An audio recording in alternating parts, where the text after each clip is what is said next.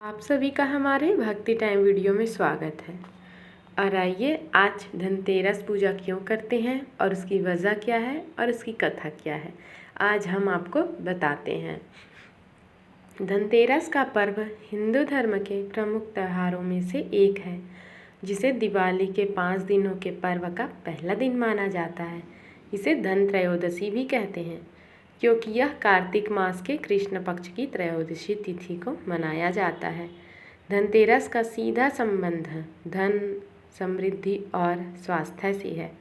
इसे मुख्य रूप से धन के देवता कुबेर और आयुर्वेदाचार्य भगवान धन्वंतरी की पूजा के रूप में मनाया जाता है। इस पर्व के पीछे कई धार्मिक कथाएं और लोक मान्यताएं जुड़ी है।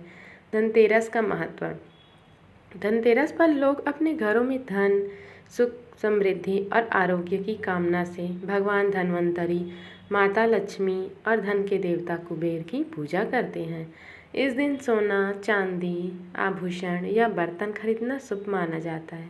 माना जाता है कि इस दिन की गई खरीदारी घर में संपन्नता और खुशहाली लाती है। धनतेरस का धार्मिक महत्व।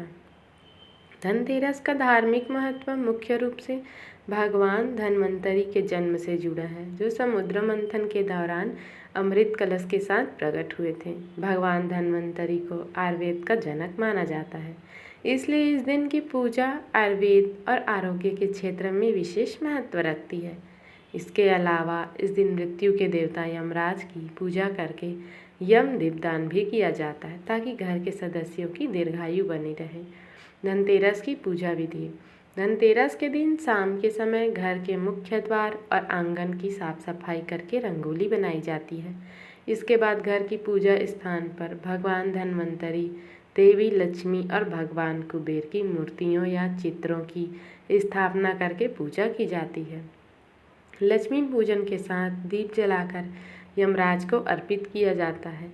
पूजा के दौरान विशेष मंत्रों का उच्चारण किया जाता है और कुबेर देवता से घर में स्थायी रूप से धन और समृद्धि का वास होने की प्रार्थना की जाती है।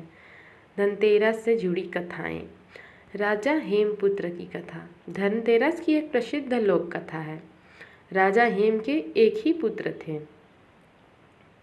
कथा के अनुसार राजा हेम का एक पुत्र था। ज्योतिषी ने उसकी कुंडली देखकर बताया कि उसकी मृत्यु विवाह के चौथे दिन ही हो जाएगी। इस भविष्यवाणी से राजा और उनके परिवार में चिंता का माहौल हो चुका था, लेकिन विवाह संपन्न हुआ और चौथे दिन की रात को उनकी पत्नी ने जागकर अपने पति की मृत्यु से बचाने का निर्णय लिया। उसने कमरे के बाहर ढेर सारे सोने चांदी की वस्तुएं और आभूषण इकट्ठा कर दिए और दीपक जलाकर रख दिए। जब यमराज सांप के रूप में राजा के पुत्र के प्राण लेने आए, तो उन्होंने आभूषणों और दीपों के तेज प्रकाश से चकाचौंध हो गए और वह कमरे में प्रवेश नहीं कर सके। इस प्रकार राजा के पुत्र की मृत्यु टल गई और तभी से धनतेरस के दिन यमराज की पूजा करने का प्रचलन हो गया। इस दिन को यम दीपदान के रूप में भी जाना जाता है। माना जाता है कि इस दिन दीपदान करने से अकाल मृत्यु का भय समाप्त हो जाता है। धनतेरस पर खरीदारी का महत्व। धनतेरस पर विशेष रूप से सोने, चांदी, बर्तन या धातु के अन्य सामान खरीदने की परंपरा है। ऐसी मान्यता है कि इस दिन खरीदे गए वस्त्र, आभूषण या बर्तन लक्ष्मी का वास करते हैं, जो घर में समृद्धि लाते हैं।